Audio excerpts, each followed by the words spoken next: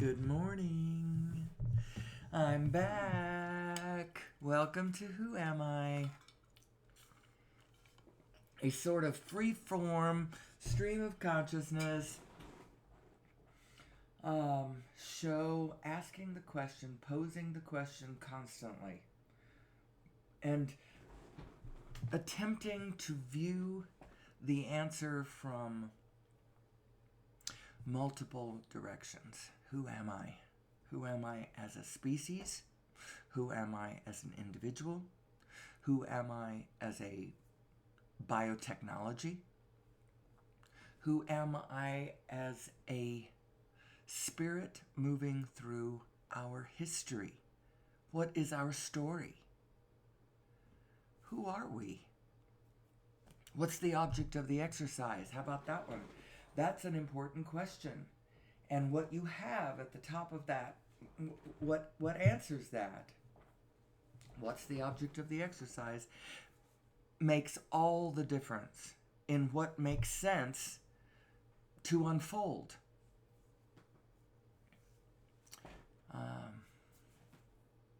You need to be in alignment with who you really are. And who am I? Well, right now, I'm an American. That's part of my specific story. We all have different stories, every single one of us. And do you know that there's 8 billion different stories on this dang planet? Every single one of us had a different set of parents. Every single one of us. My 3 full siblings had different parents than me. You know, I was the baby of the family. They practiced on all of you by the time they got to me. They were different. They were different for every one of us. And we're different. We invoke different things from one another. So I have a different brother and different sisters than my brother and sisters have. We're all different to each other. So who am I? One of the reasons I mentioned being an American is we are at an interesting moment in time. And I know a lot of us are trying to pretend like politics doesn't matter. And we're going to see how long we can outrun them.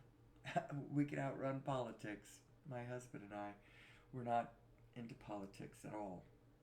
I was for half a minute 8 years ago.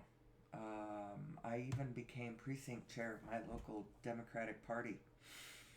But I quickly realized where I had an issue with the spirit of all of that, and it didn't feel right to me.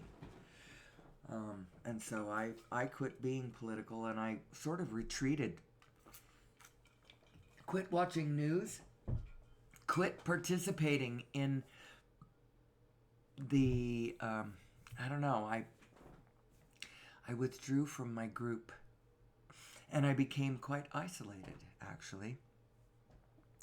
But in my isolation, what's happened is I'm just looking at it on my own. I'm not being confused by other people and their opinions and ideas. And I'm not getting jacked and ramped up, upset about things that I would be upset about.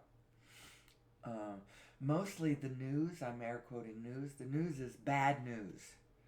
And so if you quit watching the bad news for a while, it really doesn't hurt you.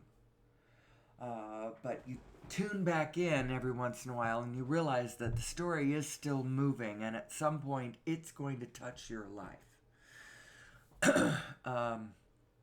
In the end, you can't outrun your politics, but I've been trying to figure out what the meaning of everything is before I re-engage. And so that's kind of why I have disengaged. But there it is. And just yesterday, Joe Biden bowed out. And so we're not that many days out from, just a few months out from the election, and we don't even know who we're going to be voting for.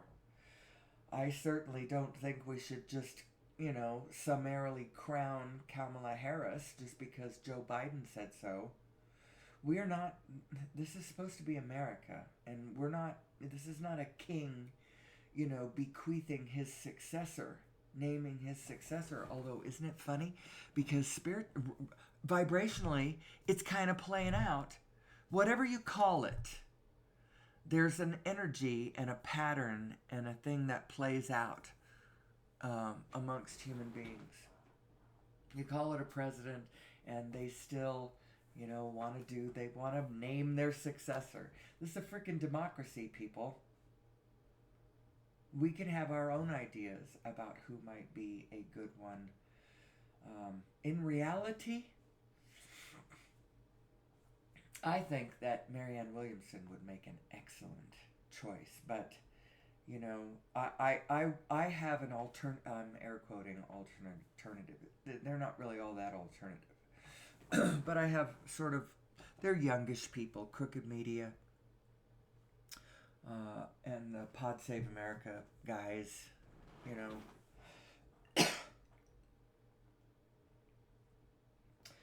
I have my alternative media source through which I sort of keep an eye on the big motion of the world, because I don't want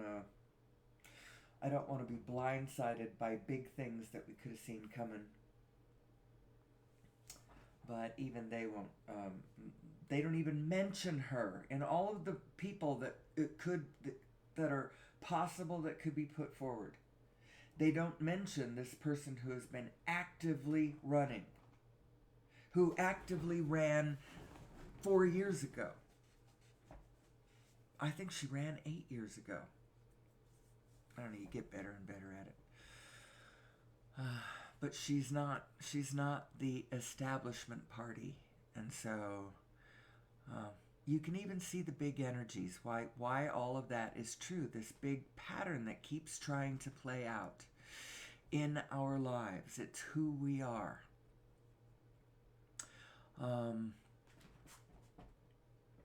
We need to understand who we are, or we're not going to be able to manage this very well. So who am I? Well, I'm a binary system,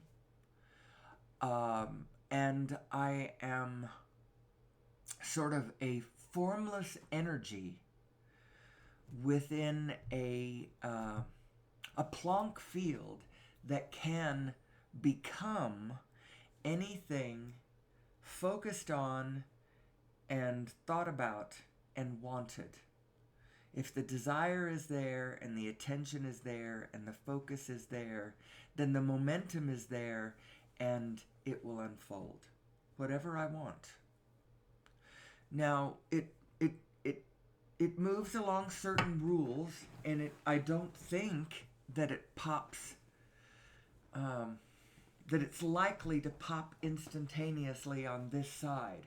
Although, frankly, it does literally pop out of existence and back into existence and out of existence and fully back into existence and fully out and fully in every Planck instant, over and over and over and over and over. That's what the world of physical reality is doing. So think about that. That's the truth about what the matter is doing. And so what does that mean about the possibilities that we face as we look around in our lives? What can we make of this? What can we do with what we've got that would work? And what do I mean work? What does it mean if it works? Well, we're kind of getting to the point in the story of humanity where I think it's important that we achieve sustainability. That's one of the reasons why we're changing so furiously. Change. Change is coming really fast. And the reason is we're not in sustainability, and this plethora of changes is sort of like, I think it's evolution throwing everything at the wall to see what sticks.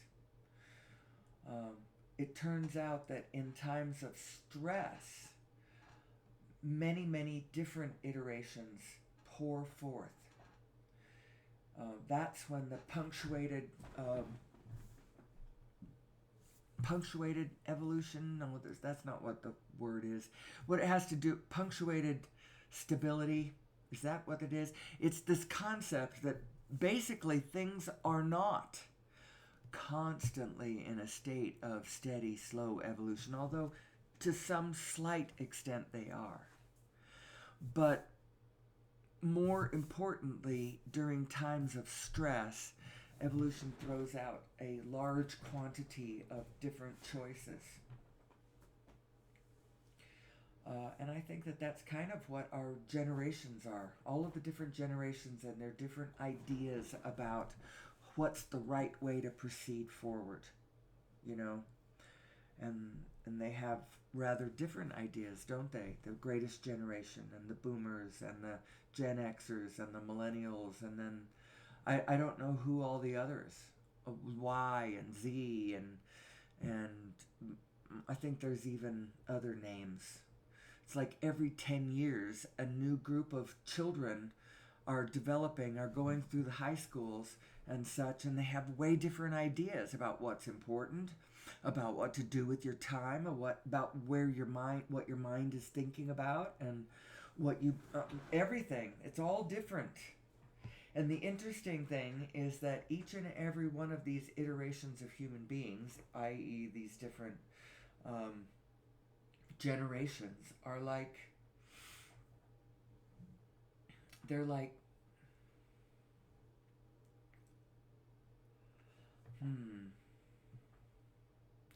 well, they're all different parts of us. They're like, each one of them is like one of the blind men standing around the elephant.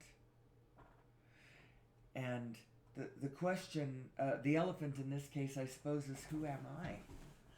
You know? And each one of those generations is coming at that question from a different position. Now,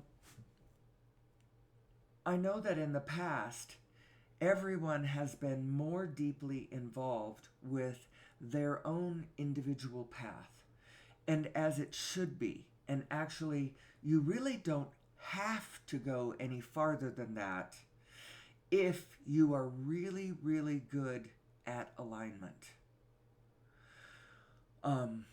If you're really, really good at alignment, then over time your thinking mind would line up with the patterns of reality around you, and you would do fine.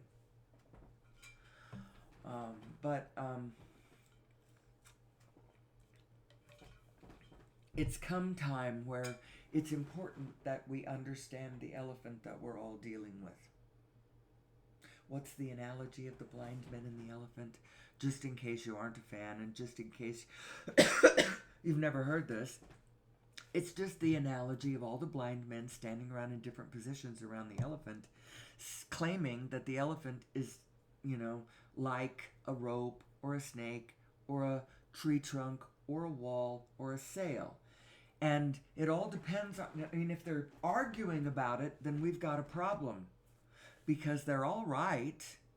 Everyone is just giving their take. This is my take on this thing that I'm looking at. And so from that position, each and every one of us is right. Each and every one of us has a valid viewpoint, is looking at the world. There is something within you that is profoundly correct. Find it. It's so important. It's more important that you find where you are right than that you find where you're wrong. Although it would be nice if you were humble a bit, and in your rightness you could feel the implication of your wrongness and just let it go. You don't have to flog yourself. You don't have to punish yourself forevermore for your wrongness. Just when you find where you are right, catch the implication of where that, that means this is where I was wrong. Oh, okay. But you don't have to drill on the wrong. You do need to inhabit the right. Go inhabit where you are right. Go find where you are right. Quit beating yourself up for where you are wrong. Whoever you are, just don't do that. Mankind doesn't need that from you. We need to rise. We need to rise in our consciousness and rise in our recognition of what is possible in this world. It's so much more magical, so much more magical um, than we have been taught to believe in this world of matter of fact, science rules the day, we know everything that matters, we understand the universe, that kind of vibe. I've grown up in a paradigm that kind of felt like that human beings thought that that's what it was. We are at the pinnacle of, whatever, and we know our history so well that we're going to codify it in massive museums, these brick and mortar museums all across the countryside, because we aren't going to need to change anything because we've got it. Do we? Do we know who we are? Do we know how to be? I'm not sure that we do. Last century, we kind of proved that we didn't. Now, we've been doing better since last century. We really have. And if you focus on all of the good that we are, you will notice that there's an awful lot of good. There's an awful lot of good. And actually, there have been forces already that have tried to nudge us over into World War III. That last century totally would have done that. Didn't this century, because we're not in the same place. We aren't the same people as we were 100 years ago. We are connected differently. We have a nervous system that is connecting the whole planet in a way that was just barely forming back then. Barely forming in the form of newspapers, and then during World War II, radio, and all of the technologies that came out of our understanding of the existence and nature of electromagnetic fields, brought us radar, brought us, and then flight technology. There's a lot of things that happened last century. And the development of movies, and then, now we had movies during World War II, so propaganda was a big thing. Movies, you could make movies and you could say whatever. And both sides used a lot of it. The Germans were really, really, really, really big on that. But we aren't the same naive people that we were back then. We have lived through a lot, and we have shared the information of that lot with ourselves. Now, I'm not saying that every cell in the body actually has absorbed all of the information that we have shared, but we do all have access to it, and more, I don't think you're going to get the kind of universal worldwide participation enthusiastically in the idea of war like we did last century. I'm not sure how we felt. I think there was more dread in World War II. There was more enthusiasm in World War I. By the time Europe got to World War II, there was way more dread, although there was enthusiasm on the part of the Germans. But that's because philosophically they had a leader who believed. And this is a problem. If what you think the object of the exercise is, and what you put up in your primary assumptions about reality and about the object of the exercise, is incredibly important. It goes to whether or not these objects of the exercise, or the way you're looking at it, whether it's in alignment with the way it really is. So Hitler had this idea that it was necessary to be in conflict with your neighbors. That you had the struggle for survival was what made a nation strong. And that if you didn't have that, then you were weak. And of course, this absurdity was born out of, the crappy moment in time that he came along, and all of the Shiva and demonic energy laying around to be molded, all of that energy, the energy of all of the thoughts of the people who are angry and frightened. It was very chaotic through the 20s in Germany, and then it boomed for a minute, and Hitler's message kind of didn't resonate. And then the stock market crashed and the whole world went into chaos. And then he became relevant again. And all of that energy laying around, he picked it up and wielded it. And the German people went along with it. They bought into this us versus them paradigm between themselves and the world, between themselves and the Jews. The Jews were actually a very, very small minority, but Hitler got it in his head that actually there was a lot of primary assumptions at the top order of Hitler's mind where he got stuff wrong. And he played it out with great energy on the world stage, and a whole lot of people went along with him because they were naive. They did not understand how horrifying it could get. Now, I'm not saying that the very beings who perpetrated it ever really faced the truth. Those upper echelon Nazis, the few of them who came to trial at the Nuremberg trials, many of them did not ever look ashamed of what they had done. And they went to their graves, defiant. But the fact is whether they understand, we can understand, because I'm telling you, it wasn't somebody else that did that, people. We did that. And it's interesting what happens in your mind when you start taking responsibility for everything, when you start pulling it into your own consciousness and knowing that, well, we did it because, human beings did it.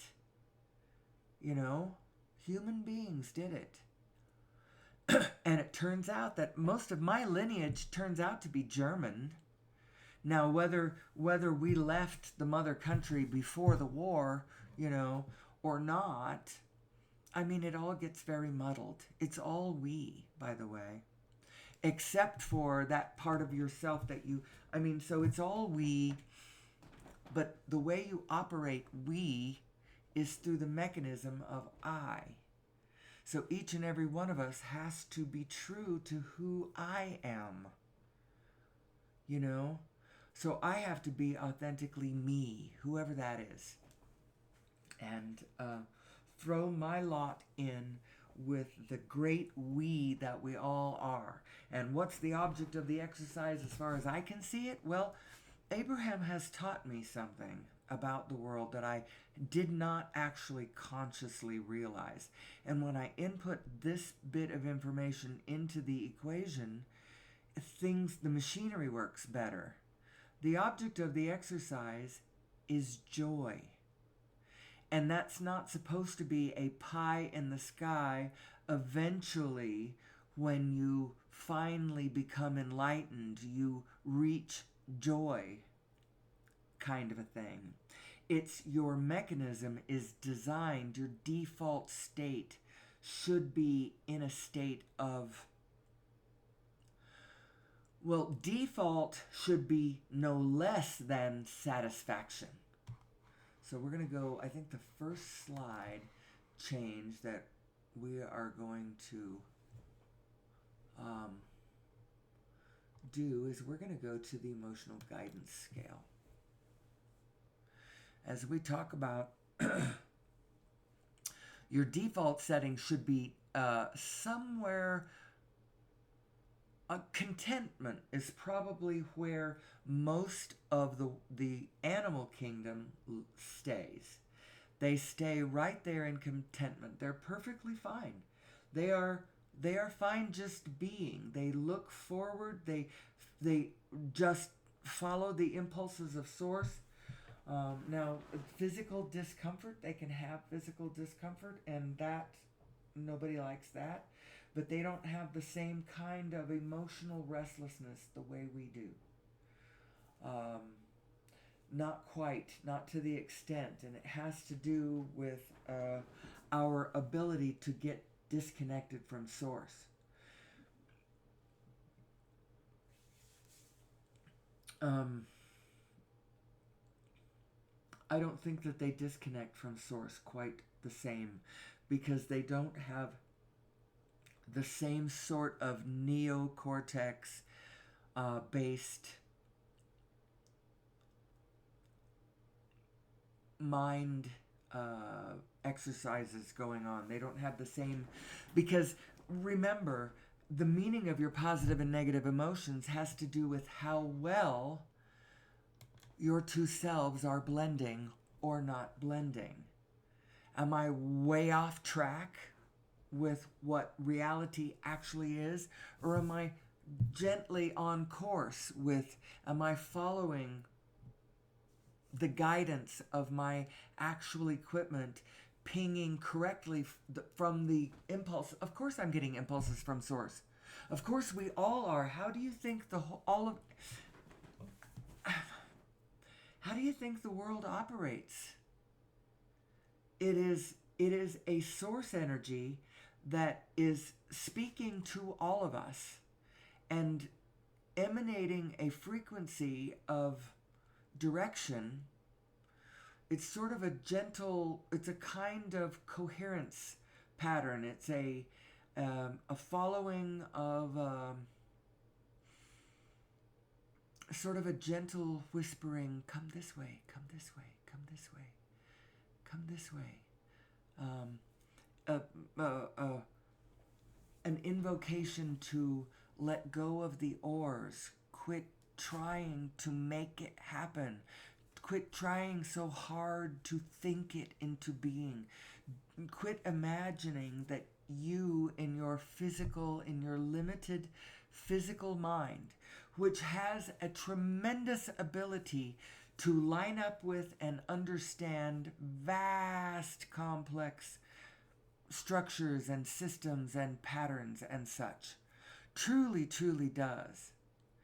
But know that your true intelligence lies with your ability to line up with the patterns as they are and flow with them gently and powerfully, and we aren't making it happen.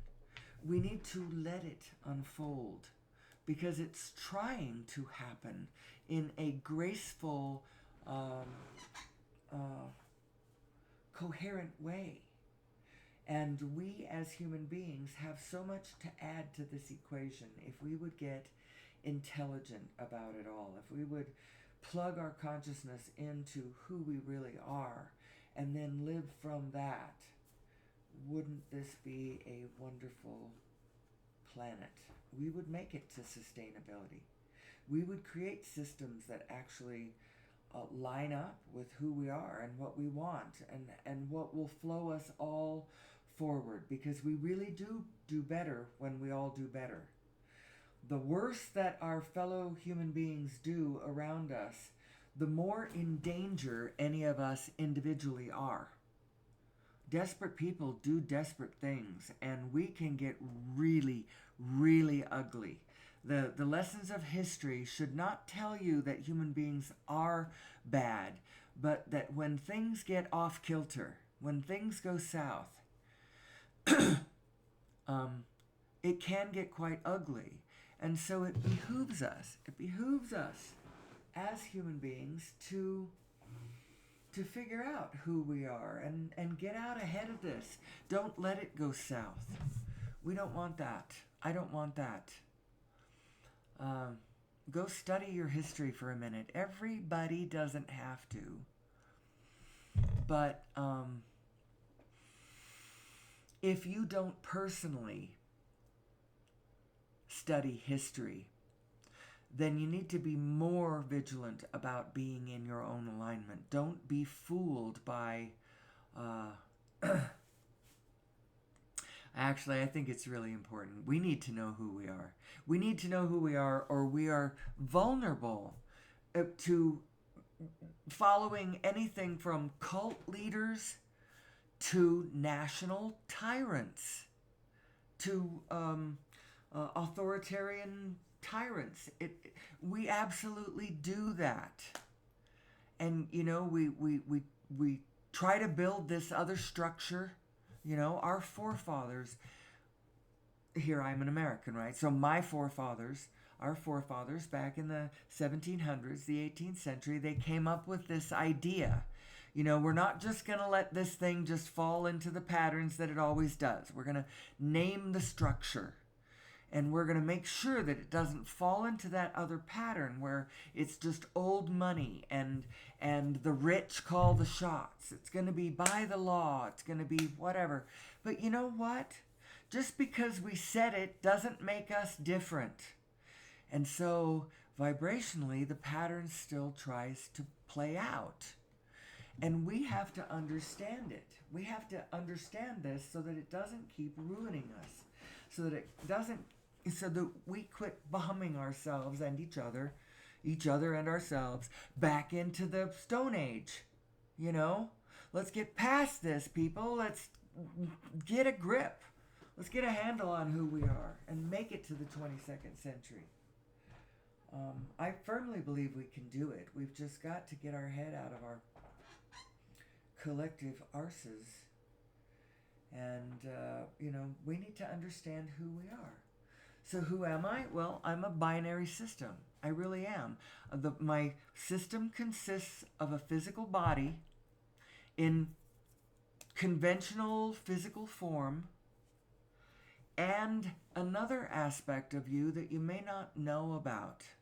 Now, you probably know about it in some way, but you may not realize that this thing is you. It's a reflection of you, your highest aspects, who you really are in absolute perfection is kind of what this represents. But what it is you are a physical body, and then you have an extension of yourself, which actually you are an extension of it more than it being an extension of you. But since we so primarily think of ourselves as our physical body, for a minute you could think of this as an extension of you. The reason it's not quite like that is because when your physical body dies, it doesn't go away. It's just your physical body that goes away. This vibrational aspect of you is your continuum. It's the eternal side of you. It's the side of you that keeps track of your moving, eternal, evolving, connected to all other things desires that you have been about forever. And when you lay your physical body down, this aspect of you will still be you. So that's the difference between that and the rest of your senses. I could call it a cosmic vibrational sense to the universe. It's like an aspect of your cosmic vibrational anatomy, you could even say. But that implies that it belongs to your physical body, when actually your physical body belongs to it. It's the part that's never going to go away. Your physical body is nested in the realm of form. And in the realm of form, all things change, always. Everything changes except for the laws. There is nothing you can do to change that. The world of flux is in motion, and you can't stop it because everything is winking completely out of existence and then completely back into existence every plonk time period. There's a little winky and so you can hold with your thought, you can hold on to something, and it can as you hold it, it comes, as it goes out, when it comes back in, it's mostly the same, depending on how well your focus holds it to be the same. So that's ultimately, you can't hold on to everything, and everything in the world of form changes. So your body exists in the world of form. Guess what? It's going to change. It's already changed. You went from being a zygote in your mother's womb to a birthed baby, to a toddler, to a adolescent, to a teenager, to a young adult, to a full flower adult, to a middle-aged adult, to a older adult, and you're going to morph into an ancient crone at some point, and then you're going to dissolve into the dust. That's what's going to happen to your physical body.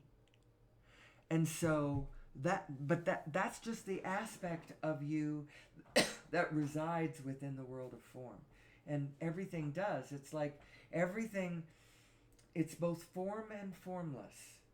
The formless gives rise to the form.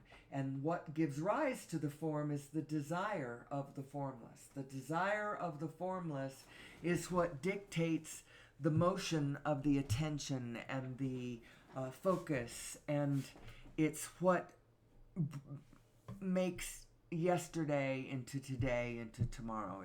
That's what does it, and it's in full motion at all times. But that's not who you really are. Who you really are is, and I firmly believe this. I used to just believe it sort of like philosophically. It sounded right. Yeah, that's right. That's our soul, right? Everybody knows you got a soul. And then sometimes during times of great doubt, you're like, but I don't feel like I feel so vulnerable. I feel like this body made of meat, in a world of things in motion that I have no control over, Sometimes I just feel like that. I used to think of it more philosophically, but the more I do this show, it's like this hour and a half to 2 hour meditation every morning as I talk about these things that I do believe. And the more I talk about them, the more and then as I address my life through the rest of the day, and emotions come up around me, and I use my emotional philosophy to try to deal with them, so that I'm trying to achieve my own emotional stability, so that whatever the world is, it does not throw me off. Because I know I have been a student of my history, and what I do know is that it runs the gambit from wonder to horror. And I say those words very lightly, but I mean divine, incredible, exaltation level wonder to the depths of, evil so heinous it's hard to even imagine. I know it runs that gamut. So you don't have to tell me how bad the world can get, and how dare I believe that all is good. I do believe the world is good. I absolutely believe that ultimately the meaning of all existence, that it's meant to be. It's a good thing. We are expanding. We are evolving. It is moving to the better. And you know what would make it get way better, way faster? And shed light into that darkness where we are so dark as human beings, how bad it can get. You know what would help? If we knew who we were, if we understood how it worked, if we would quit exacerbating the problem by piling judgment on top of judgment on top of judgment. When you judge yourself harshly, do you know what a mean, judgy person that makes you to the outside world? It really does. You can't help it. You cannot help but reflect that judgment out. And it's likely happening in a place where you don't even know that it's happening. You've got it hung on somebody out there that you think really deserves your judgment, like those terrorists or whatever, those Nazis or those, I don't know. name those Democrats, those Republicans, those Muslims, those Jews, those Mormons, those whoever it is you've got it in your head is the ones who deserve your judgment. You may have it hanging on those people over there, and so you don't think that it's harmful. There is only one of us here, people. And I'm going to keep maintaining that. I know a lot of people don't understand what that means. We are a superorganism, and we are functioning as a superorganism. And what we do as a system actually does concern us all. What kind of systems am I talking about? Transportation systems and energy systems and communication systems and distribution systems, circulatory systems is what that would be, the distribution of the goods moving around on the marketplace of the human chain of goods that we produce from every corner of the world. And there is now a system for everybody from any corner of the world to put whatever they produce out on the market, and then they get back these units of trade that you are allowed to trade for something else that you want on the human production system. It's all very interesting. We are a superorganism, and we should start thinking about ourselves as that. We shouldn't be gumming up the works of the internet in order to monetize individually. Well, actually, the monetizing individually on the internet is not a bad thing. It's teaching us something that focus and attention really is the currency of the universe. And that's why in our world as human beings, we monetize, we reward. When you can get eyes to you, that's worth something. And so it translates into value in this world. You can get 1 million eyes looking at what you're doing. That's worth money. Isn't that interesting? Huh. Anyway, so where am I going with all this? Well, I actually have an agenda in physicality. I know that I talk a lot about philosophy, and I talk about reality somewhat in a world that is not quite here yet. The vibrational accomplishment. I think the vibration has been accomplished of this world I am seeing coming to us, but in physicality, it's nowhere near. If you start keeping score, if you start looking around, and especially, it's hard to keep score because how you keep score makes all the difference in what score you're going to get. Because if you're keeping score on the well-being around you, you're like, you know what? I'm going to start documenting all the well-being that I see. And you start doing that, there's so much well-being that you would never have time to do anything but look at well-being. And so your conclusion at the end of the day would be, you know what? It's all well-being. Now, the interesting thing about focus and attention and the screening mechanism it sort of downsizes the wholeness so you can look at one thing. What I'm saying is, if you went the other way and you decided to spend all day every day looking for problems, you would have a little harder time getting started. But once you got that momentum going, you would find a way to be able to focus on nothing but bad all day, every day for the rest of your life. And by the end of it, you would report that it's hopeless, it's all bad. So what I'm saying is, the way you pointed your questions, what you expected as an outcome, what you were studying in the first place, every bit of that colored what you came up with on the other side of the conclusion that you drew.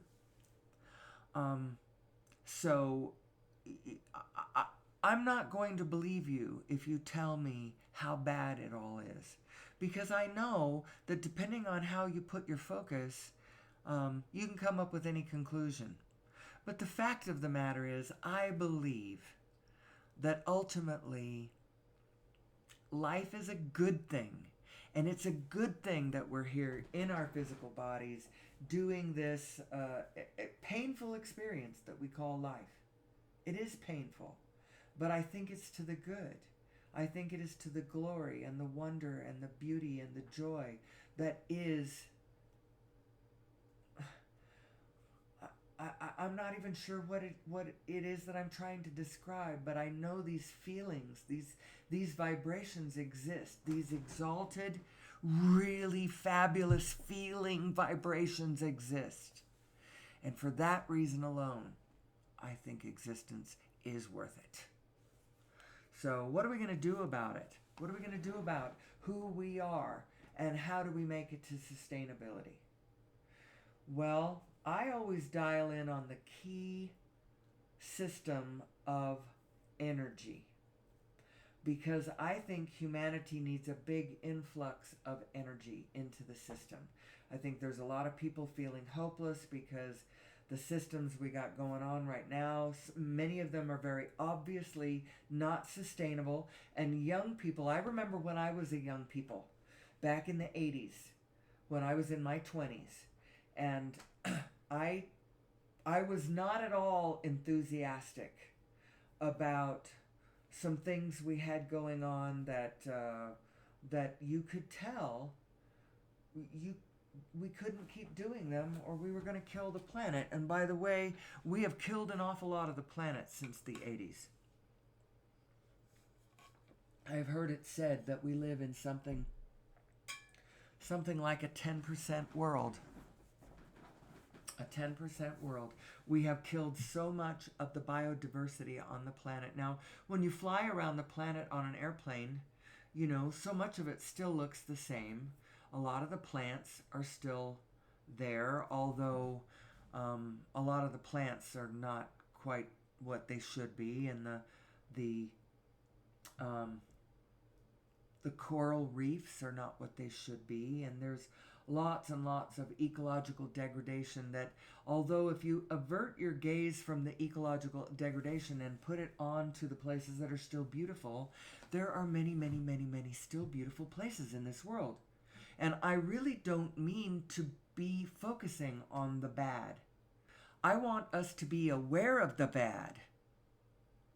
Don't be blind to it. Don't be blind to the possibilities of what human beings do. Don't forget about the Holocaust. Don't be stupid. Don't underestimate the human capacity for a shit show. But I think where we should focus is, what is the design of this universe?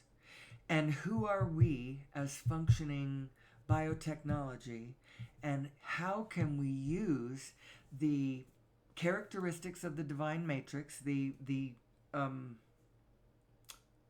don't like characteristics, the properties of the divine matrix combined with our biotechnology in order to get past this very challenging moment in human history. That's what I want to focus on, because I think we're up to the challenge. I think we really were designed very, very cool in a very, very cool universe. Designed to give us what we desire, as long as we can learn to focus more upon what we desire than on the lack of it. So you just have to learn to focus on something that isn't here yet, but know that it is coming because it is vibrationally done. And since it's vibrationally done, the universe is sort of moving that direction. Now, what does all this mean to me? Well, I've got the emotional guidance scale up here. The number one thing that you need to think about um, is how you feel. You need to care about how you feel emotionally. And you need to not hang how you feel emotionally directly on conditions around you, although it is appropriate to get an initial hit of negative emotion. That is natural. That's normal. That is almost desirable, and required. You have to take the hit, but you don't have to stay there. As soon as you feel the negative emotion, as soon as you recognize the point of preference, the point of I don't like that, and recognize what would be better than that thing that you just did that you didn't like. You kind of have to step in it. That's what you and your physical body are designed to do in this physical world. That's what we're doing. We're doing this for our souls. Our souls, which are actually experiencing our lives all the time with us. It is our vibrational aspect. And our soul is having the best damn time. And if you would go join her, you would still be here in this physical experience, but you wouldn't feel so alone. You would know that you are these two selves, that this vibrational aspect is not other than you. You are not sacrificing yourself for an otherness. You are doing this for yourself. You are living this life experience because that's what life does. That's what, if we weren't here doing it, nothing would be happening. No life would be happening. It's really, really important. We are really important to this equation. We are so important. So important. If it wasn't for us, it wouldn't be happening. And it's so very, very interesting. So what's the object of the exercise? I believe the object of the exercise is just life itself and alignment. So staying in, for us as human beings, the object of the exercise is to stay in the realms of vibrational input and output, or output and input, in the upper register, because that's how our equipment is designed. This really is supposed to be more fun than we're having. Although it's funny, because a lot of people, they're suffering in their minds, but in a way, and this part is really good news, this is actually really good news, that there are more people on planet Earth right in this moment having fun than perhaps have ever been having fun in all of history. Playing golf, cruising the oceans, laying on the beach, staying in Airbnbs, hiking, sitting in breweries, having picnics, playing softball, bowling, have fun. Watching cat videos. Fun turns out what most people want to do most of the time. And this is a good thing, because it drives whole industries. Much of the transportation industry, the global transportation industry, is human beings just flying around the world having fun, visiting countries they've never seen, visiting people they've never met, eating foods and seeing fashions and visiting, sailing, all kinds of things. That's what people are doing it for fun. And fun is the activity that human beings do that is the most productive as far as leading us to the future that we're looking for, solving the big problems that we have faced over time, you don't realize how much the pursuit of fun has taken us into a place far, far, far away from where we were last century, when authoritarian psychosis and us and theming, otherizing, consumed the world in 2 vast world wars. So that was part of what happened. Other parts of what happened was we were breaking the chains, the bondage of conformity to very narrow definitions of who we were, and what was possible and what was acceptable. And it's thrown the field way wide open. And so now we're looking at a world where all kinds of gender identity and orientation, as well as every religion and every fashion and every all the colors, we're mixing. It's a melting pot, and the whole planet is a melting pot. And the pot it's melting us into is we are one species upon this planet. And we experience whole systems with one another. And each one of us individually is a cell within the body of the whole being. And as such, know in your own body, is there a police force forcing every cell to behave in a particular way? Or are they all self-ambulatory? They're all moving in the direction that they want to move in. Every one of your cells inside of your body individually is moving autonomously. Did you know that? And yet somehow you are a coherent body. Well, that's what we're looking for on planet Earth. But it can't be dictated from without. We have to feel it from within. Each and every individual needs to know how this system works and know how to line up with one's own internal guidance system so that you can behave appropriately to the rest of the field. And whose guidance are you taking? You're taking the guidance of the vibrational self that you are, that connects you to the reality of the field around you. That's what you are. That's who you are. That's who we are. And we need to get it together, people. We need to quit even thinking about fighting with one another. That's not the answer. We need to beef up our diplomacy and our statesmanship but the problem is we don't really agree on who we are nationally. As a nation, we're not really agreeing on who we are.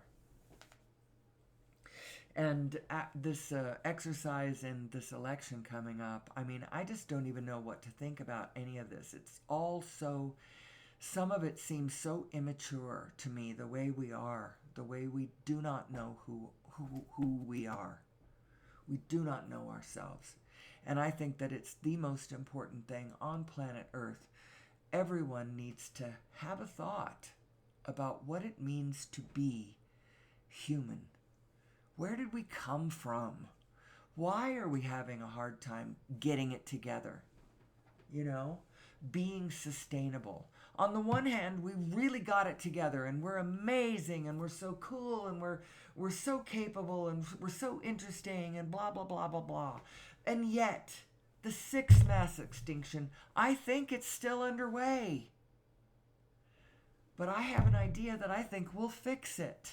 We need to inject more energy into this system. We need to allow human beings to go off on their own with their own good ideas and come up with different ways of being and communicate back with one another. And when we get good formulas, share them. And then let's all line up in a really cool way on this planet. But you still, like I said, we can't do this by edict from without. This is every individual lining up from within and then following the inspiration that you get from the great organizer.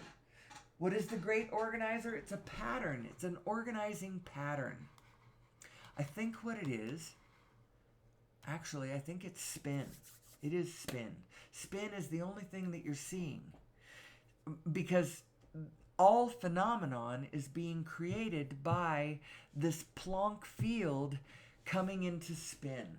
And how does it come into spin? Well, what throws it into spin is gradient density in the field. And what's the gradient density in the field? I'll tell you what the gradient density is. What does gradient mean difference in? Like one density here and one density there. I'll tell you what the gradient density is, and it's so big that it's enough to throw a whole universe into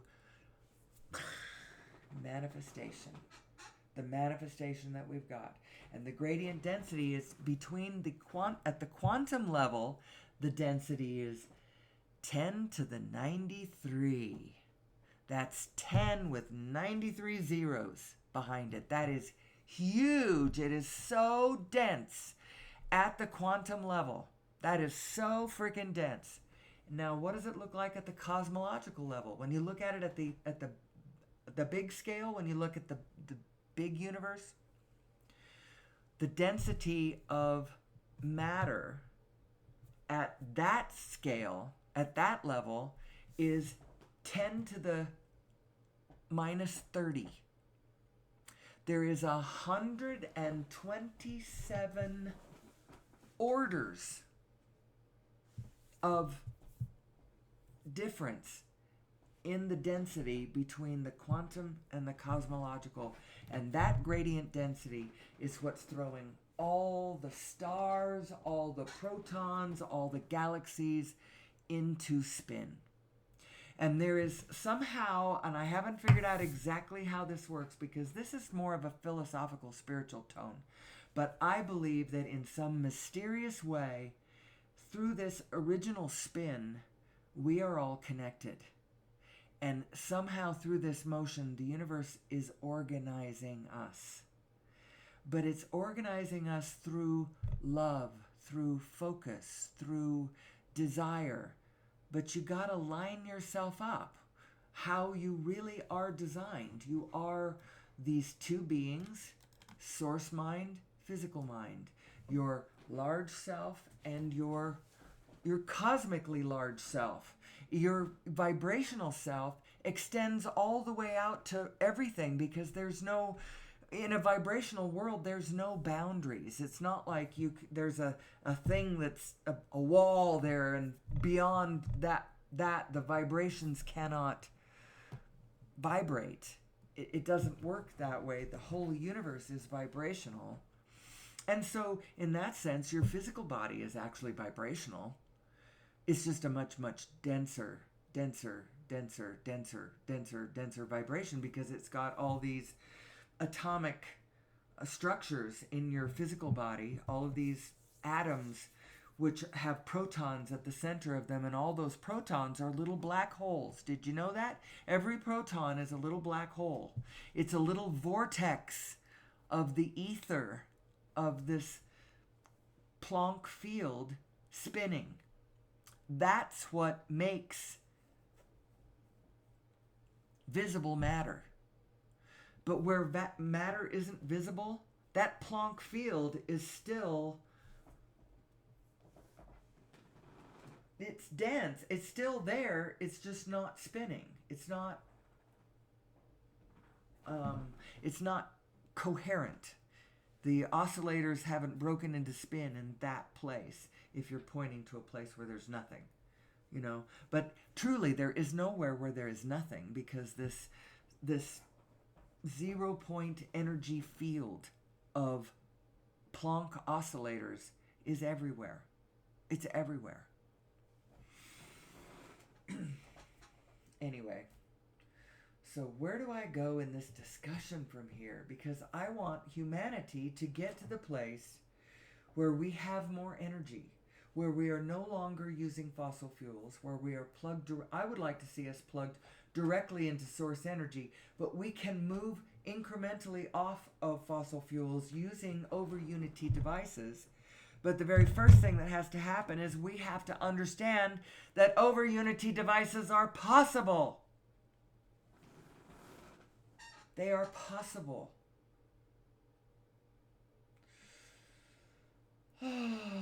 You know, whoever's listening to this, I'm getting a little bit schizophrenic about all of this, because as soon as I know these things to be true that I'm saying on this show, but when I turn off this recording, I have to go back to a world where nobody around me knows this. And my family doesn't want to listen to me every day. I mean, they know in general that I'm all about whatever. Oh, mom, she's doing her thing again. But I'll tell you what, when my girls have emotional issues these days, I'm the one they call. So that's very gratifying. However, I don't want people just to call me when they're having a hard time. I would like us all to use some of this stuff that I know to get farther. I don't know how to advance this idea farther into the world, except through by means of this show, which I've already announced that I am going to be trying finally to get ears on it. I didn't really want to be listened to right away. I didn't want, until I got my legs underneath me and found my voice, I did not want to have physical people physically listening to me. You know, I wasn't ready for an audience. I wasn't ready for the reality of that. But I'm getting to the point where, yeah, okay, I got it. I see what I'm doing. And now the next step is that I have to find people to listen to me. I have to find an audience. I need to find ears.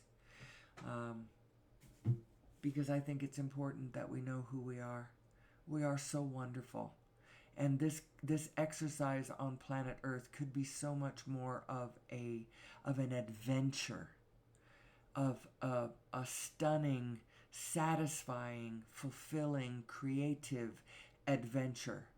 Right now, doesn't it feel to a lot of people like it's just a big chore? Why is life such a chore? This should be fun. We're not teaching our young people who they are. We're trying to pound into them old resistances from our history, you know, and pound into them the need for us to keep eternal militaries going because of, I don't know, you gotta be, I don't know what we're teaching children anymore, because I don't teach children. I am an older woman. I only have one grandchild that I'm anywhere close to. The other two are both physically far away, and philosophically, our minds have never touched. Their parents have their own ideas about the world, and that's perfectly fine. Each and every one of us has to find our own way. I don't want to be responsible for telling anybody specifically what to do. I would like to, in general, point out our configuration and the nature of the Planck field that we reside in, and how our emotional guidance system is trying to guide us to what we want, not what somebody else wants for us, but our own internal guidance system is literally trying to guide us to what we want. And so that's why it's a good idea to listen to her. She's trying to lead you to what you like, to what you want, to what you love, to what would be satisfying for you. You may have it translated one way. You've translated it into, well, I want $1 million, and until I have it, I'm going to be a miserable, cranky, grumpy, pessimistic son of a bitch. But as soon as I get that money, then I have faith in the world, and off I will go But that's not really how it works, because the universe is totally vibrational.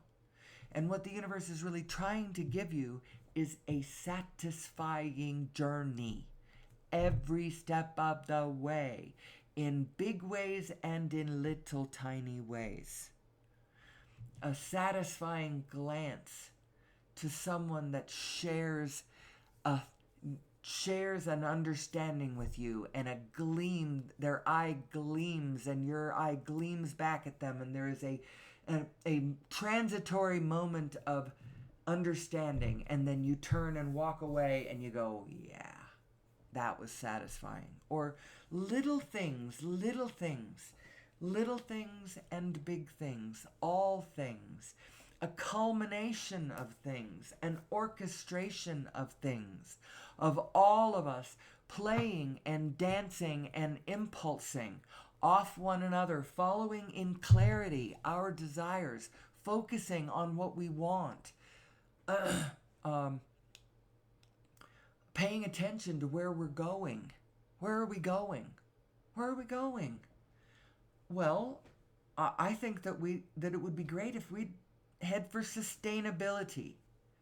Head for an understanding of how cool we all are, and how wonderful this planet that we are, how absolutely miraculous and beautiful and joyful and cooperative and co-creative the slate upon which we write our lives really is. And so pay attention to what you're looking at, and pay attention to what you're thinking about, because your thoughts are turning into things. They really are. Where you are focusing is where life is happening.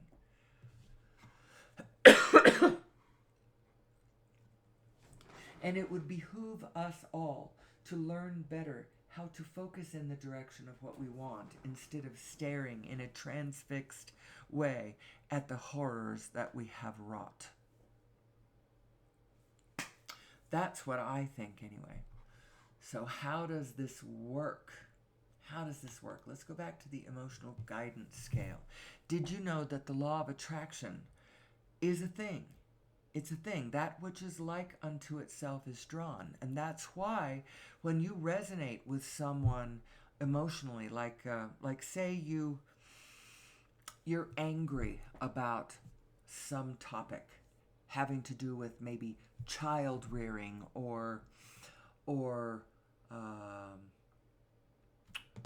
territorial boundaries or misbehavior, or sin or something. You are emanating a vibration of negative emotion, and it's being fueled by these thoughts that you're having about because your emotions are you think that they are a reaction to a condition, but it's not as direct as that.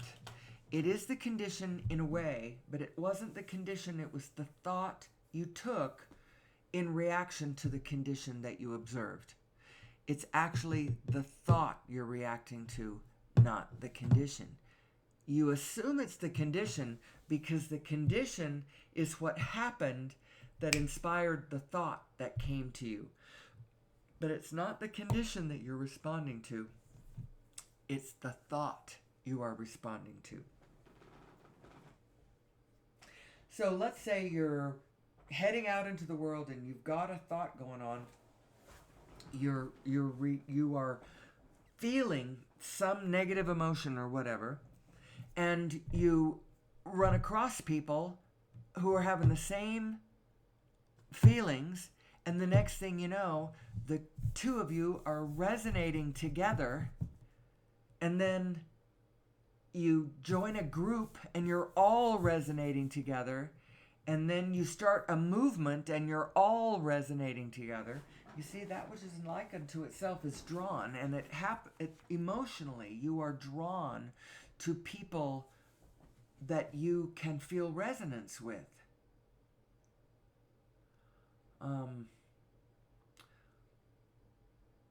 also another way to describe this phenomenon, this resonating phenomenon. If you put a guitar against a wall and put another guitar against the same wall, and they're touching the same wall, and you pluck one of the G string, they're tuned together, so the strings they're the same tuning. You pluck one of the strings really hard, and it's touching the wall, and over on the other guitar, that guitar string, the one that you plucked on the G string perhaps, is very gently resonating. It's also vibrating. These vibrational resonances, when the same frequency starts resonating around you, if you got one of those strings inside of you, it will start resonating. It's sort of kind of like string theory. Not really. I just made that up. So momentum is a thing. Once you take off on any thought, positive or negative, it will law of attraction will start adding more of the same resonant frequency to that thought. And it only takes about 16 seconds for the universe to hand you another one. And it's not just another one thought. I think it might even be orders of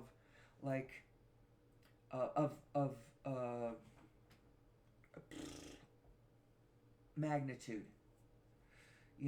So like it exponentially goes.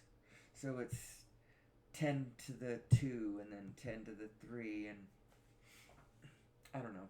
I'm not sure exactly. I'm not Abraham, but I do believe Abraham, and I have ingested what Abraham is saying about focus and attention and law of attraction and momentum and all of that, and I get it. I get it, and it's what I'm trying to explain to you. Remember, you are your source self. That's the big one on this side. On the left side there. That's the one you are.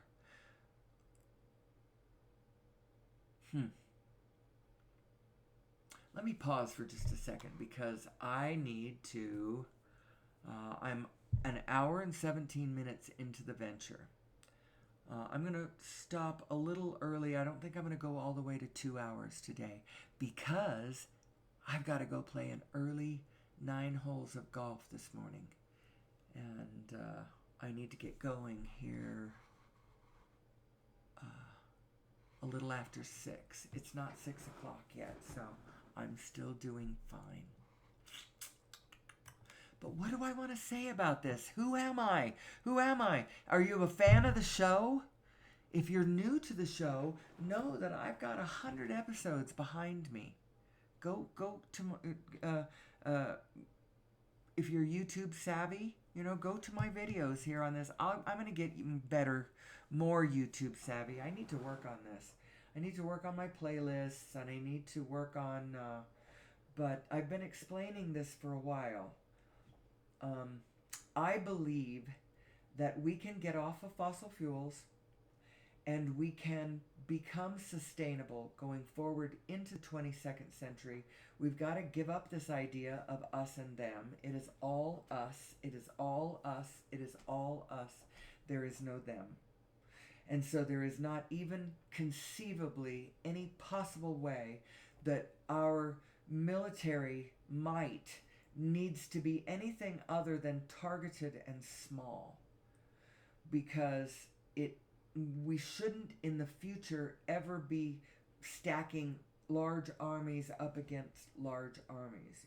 It should only be badly behaving individuals that we should only ever be bringing back into the fold, back into peace and order. The order of a system of human beings operating all around the planet from some primary operating assumptions. One is it has to be free. People have to be free to choose their own path, their own way. There can be no forcing others into a paradigm that they don't agree with. You might have a hard time imagining a world where we aren't forcing people to be something that they don't want to be. But that's where we have to get. We have to get to the place where we have respect and honor for the autonomy, for the divine autonomy of all individuals. However, having said that, they have to be coming from a place where they understand who we are, how we are co-creative and interdependent with each other and the rest of the biofield on the planet. We are not moving forward without biology moving forward with us. We have to have a healthy web of plants and animals moving with us through time, or we're not going to make it. We cannot make it alone. We have to, all of life has to come with us. And if we destroy all of life, we're not blasting off of planet Earth and going to go make it on some other planet. You know, if we can't make it here, we can't make it anywhere. It's sort of like the reverse of the New York thing.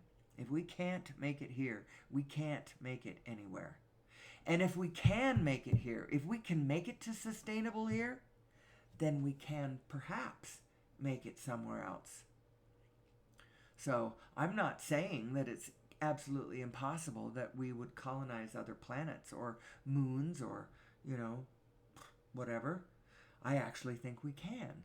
But the very first thing we're going to have to do is figure out how to plug into source energy. Because I'll tell you what, if you're way out in outer space, you're far away from the refineries of planet Earth, and you're not going to be fueling your intergalactic starship from fossil fuels from back on planet Earth. It's just not going to happen.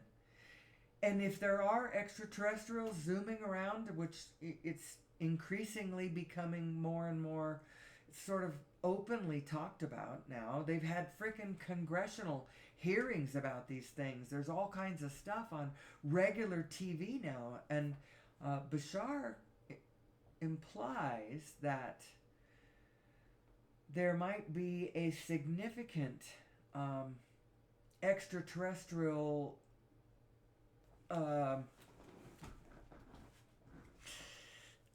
I don't know what you'd call the visitation, revelation, I don't know, in 2027. I don't know if he knows, if he's got an inside track on that or not. Who's Bashar? Well, it's a long story. Why have I put this up? 4 general states of being. Your 4 general states of being tell you which direction you're going and how fast you're going. There's only 2 directions. You are either going in the direction of where you want to go, or you are going in the opposite direction of where you want to go. There's only those 2 directions. It's like a toggle. It's a toggle switch. And it toggles on fear and love, or love and fear. Let's say it that way. Love and fear, growth and protection. It's positive and negative.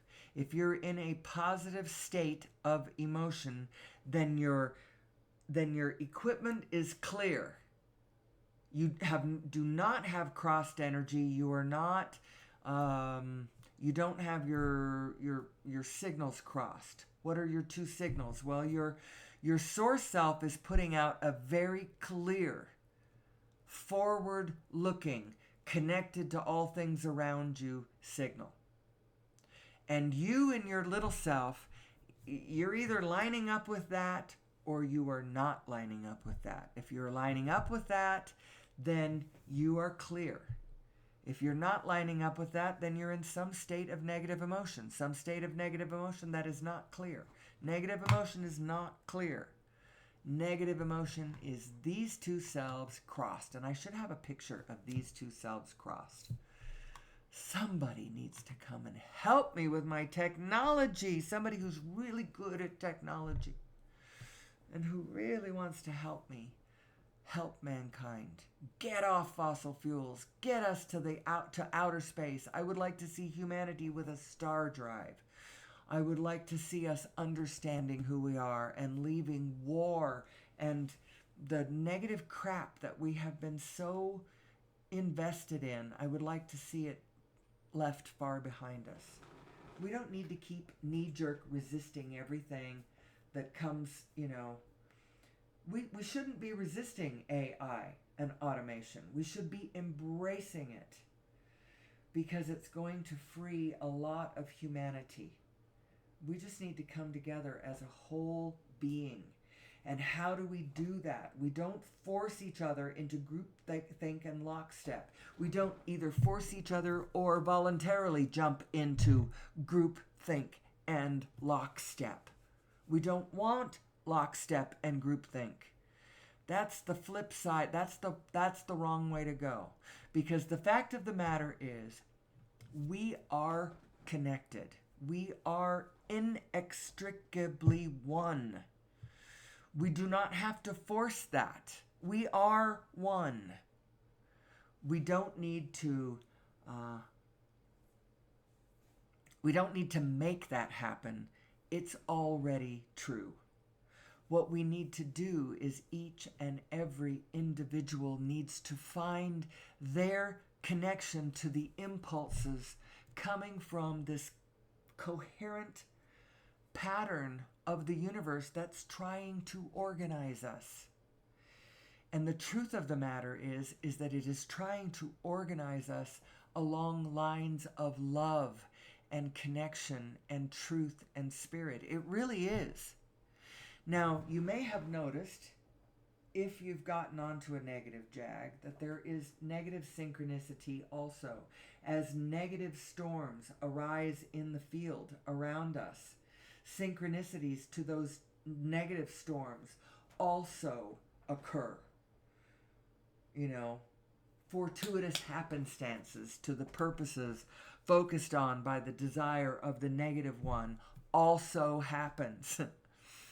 But if we would collectively understand who we are and what this collective psychosis that we mutually engage in and mutually are vulnerable to, it's Wetiko disease is what Paul Levy calls it, and he rather focuses on Wetiko, which probably explains why he's a bit of a nervous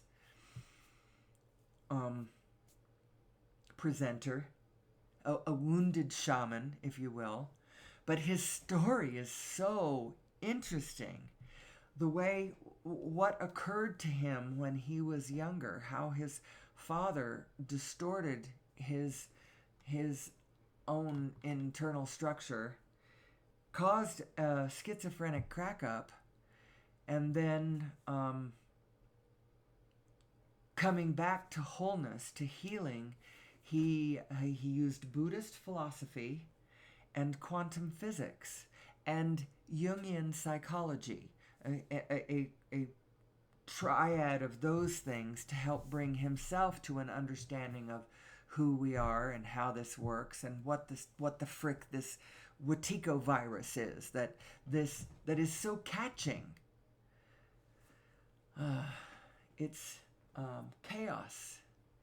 It's lack of coherence between the two selves that you are. Your source self, which is you as the formless, you as the Planck field itself, because you are the Planck field itself, coming into whatever you want to come into.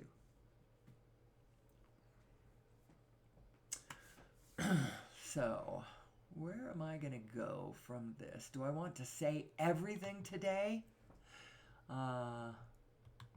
Actually, I have all my slides. If you're a fan of the show, you know my slides. This is the paper that was published last September on the origin of mass and the nature of gravity. I do believe that this understanding is the mathematical roadmap that will lead us to the place where our technology defies gravity. Actually, that's not the right word. where we conquer gravity. Is that the right word? Where we understand gravity and we can use the way gravity, what it actually is, to move our next generation starships through the cosmos. Because I'm telling you, it's not going to be a continuation of these, 20th century rocket-based crap. As a matter of fact, my husband, for all of his career, has been selling to buyers old rocket motors owned by the DoD, the Air Force and whatnot, to different private people out there who want to put rocket ships into outer space, who want to put satellites around the Earth, or put experiments out, or whatever the payloads are, whatever people are sending up into outer space. They're literally using 20th century rockets, because these motors are like 50 years old. And they can save the customer so much money because they can, use these old rockets that are already paid for, that will just molder if they aren't sold to somebody for some project to go into outer space. I'm sorry, people, but this is not 22nd century technology. It isn't even really 21st century technology. It's 20th century. And why is that? Because we don't know who we are. And we don't understand the divine matrix that we abide in. We have allowed, I think that there are aspects of our government that do understand some of this technology, but it isn't all of us. And we need to bring it into our wholeness. It might be being held by what some people would call the blackest of black ops. And you don't want the blackest of black ops to be holding on to the very leading edge of gravitational or source energy technology. You just don't want that. You want it to be out in the field with the rest of humanity to make decisions on how to use this understanding. Actually, I think that human beings really, really need to understand our own nature, because we can be quite dangerous when we do not understand our own nature. There's a couple of shows I watched on Netflix: How to Be a Tyrant and How to Be a Cult Leader. A little bit tongue-in-cheek, but really good information as far as, a study of human beings and how they work, or how, when they don't understand who they are, how it doesn't work. That's how I look at it anyway. So what else do I want to talk about? I always mention this, the neocortex. This is the part of our human mind that is analogous to our source mind and physical mind. I really need new slides. I need it for myself, because I can hear every day my words are different. And yet when I pull these slides up, it feels like, it's the same old thing. It's the same old thing. No wonder my family doesn't want to listen to my program. They're like, we listen to you all the time. They don't really. They don't know how far out I really am. How far down the road I'm really looking. But it is only my intention for human beings to find their sustainable way, to quit being the perpetrators of the 6th mass extinction on planet Earth, because I am a huge animal lover. And I'll tell you what, 6th mass extinction equals billions of tragic little stories of suffering and pain and death and heartache. It has everything from drowning polar bears and orphaned elephants and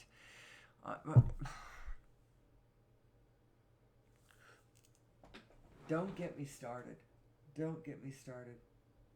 Part of this is why I do this show, because I do feel the weight of our collective behavior. Not everybody feels the weight of our collective behavior.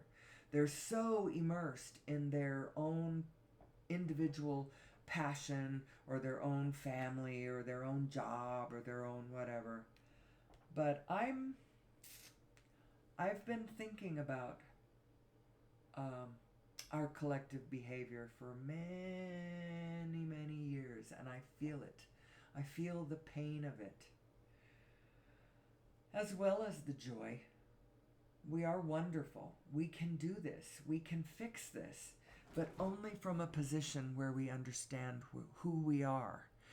And from that position, line ourselves up so that we allow the great organizer to organize us correctly along loving, harmonic, coherent lines, instead of in misalignment into chaos and disorder and misalignment, which that's when you look at human beings behaving through misalignment, that's when it looks ugly.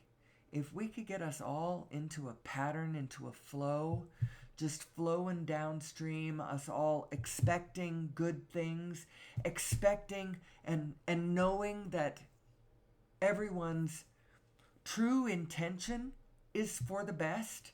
And if it doesn't look like that, it means they're out of alignment. It means they don't understand who they are. They become soothed and loved and, brought back into the fold of order and alignment gently and downstream. Row, row, row your boat gently down the stream. Merrily, merrily, merrily, merrily, life is but a dream.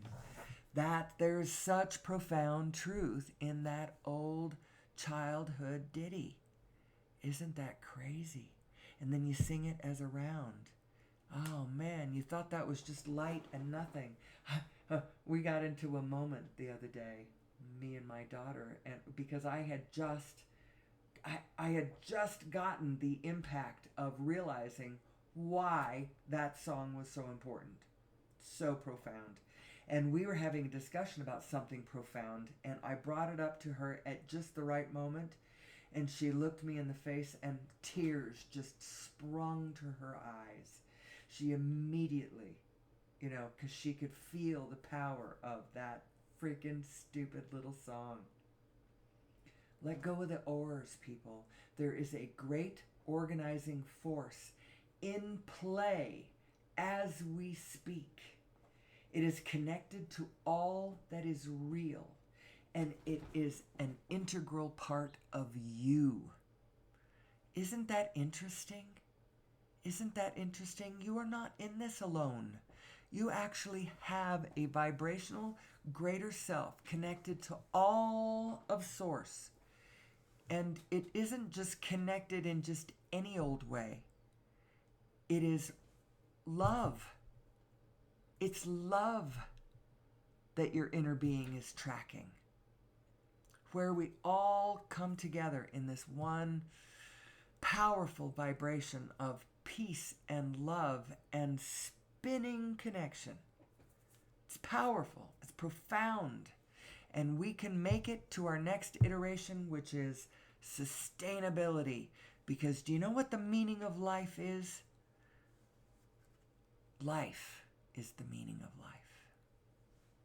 That it should exist, that it just keeps going, that it is what it is. That's the meaning of it. So we need to help it continue and not be responsible for destroying it on planet Earth through our warlike behavior, through our ignorant behavior. There is a global warming event going on, but it started as a natural cyclical event. Unfortunately, it hit right at a moment when humanity is suffering some identity crises. And our behavior is not actually causing the global warming, but it is tremendously exacerbating it and making it incredibly difficult for us to be flexible about managing it. we're not we're not we're not flexible within our own behavior enough to adjust to these changes in the world around us. We need to work on that. Anyway, I can kind of feel myself needing to end. It's only an hour and 39 minutes. I could go another 20 minutes, but like I said, I have a golf date this morning, and so I think I'm going to cut it a little bit short.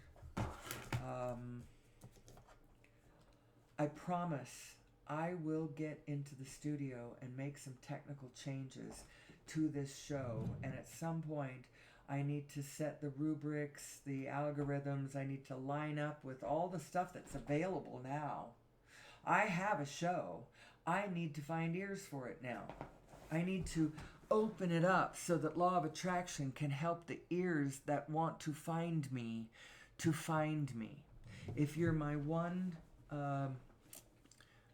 faithful listener, I don't know who you are, but I am so looking forward to the ultra satisfying day someday where I find out who you are.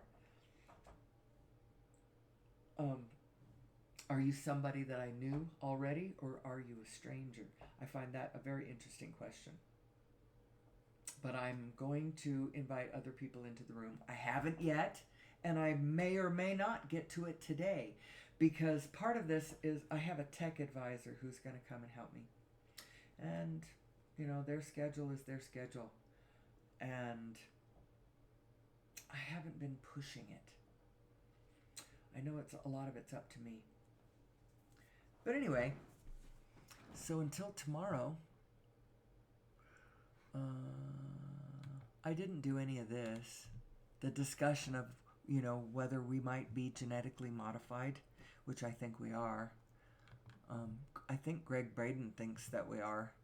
Although if you look at this slide, which is all about this topic, he doesn't ever use the expression GMO, and he doesn't baldly imply that somebody must have done this, but they must have. If this is a done thing as opposed to a naturally occurring fusion. But he's implying that he doesn't really think that it was a naturally occurring fusion. I think it was a direct intervention on a naturally occurring primate or hominid species on planet Earth. That's why our DNA matches everything on planet Earth, because we do come from planet Earth. We are Terran, but we have that little bit inside of us because somebody genetically modified us. And they created this ability within us for our physical minds to line up with our vibrational higher selves or not. And how they do that, how positive or negative, is us speaking to the quantum field. When you follow your positive emotions, that's you listening to your soul singing with the quantum field. It's the coolest thing. Somebody gave this ability to us, and it is both a curse and a blessing. And it's a curse when we don't know who we are, and it's a blessing when we do. And that's why I do my show, because I think we need to know who we are. I think we need to focus on how cool our capabilities are, at how malleable the field actually is. We need to focus on what we want out of this life and out of this world. We need to focus on what we want. What we want is sustainability. What we want is loving cooperation between all of humanity, because we are one being. What we want is playful, joyful interaction with the rest of the biofield of the planet. That's what we want. We want freedom for everyone to be able to call their own path. How do you get to that point when you have everyone misbehaving the way they are? They can't be trusted. Well, they can't be trusted because they don't understand their own equipment.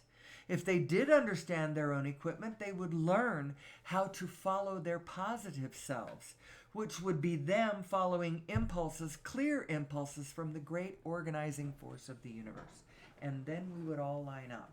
And wouldn't that be cool? What could our world look like? What could be possible for what human beings can do and be in this world? So interesting to ponder. I know it seems like, I'm a visionary, visioning hundreds of years down the road. But as fast as everything is moving now, we could turn this direction very quickly. Get away from fossil fuels, get onto source energy, conquer gravity, and head for the stars. We could open up a whole new can of worms of problems and details to work through. I'm ready. I'm ready. I'm bored with our old problems, old war, and the misunderstandings of who we are. I want to start from the place where we better understand who we are and how it works. And now, let's go work it. Let's go work it. I never really explained this. Your specific is your accelerator, and your general is the brakes. And if you're in a positive, put on the gas. And if you're in a negative, put on the brakes. That's basically all that is. So anyway, with that, I think I'm going to end for the day. That's a good enough meditation on who am I and where are we going and what's going on. Who am I? Where did I come from? Where are we going? What do we want? What do we want? What do we want? Focus on what we want. Don't focus on what we've got. That's just what we're springing from to get to where we want to be. What do we want? And with that, I think I'm going to leave it for the day. And until tomorrow, when I hope you will join me again and again and again and again and find some way in your own life to spread this message of who we are. We are connected. We are so intricately connected, so intimately connected. All the way to the Planck field is what connects us. We are a field phenomenon, people, and yet each one of us has to operate independently. Isn't that crazy? Go chew on that for another 24 hours. And I'll see you again first thing tomorrow morning. I hope you'll be with me again. I love you. I appreciate you. Please go out there, be safe, be good. I wish you well. I bid you peace. And most importantly, may the source be with you.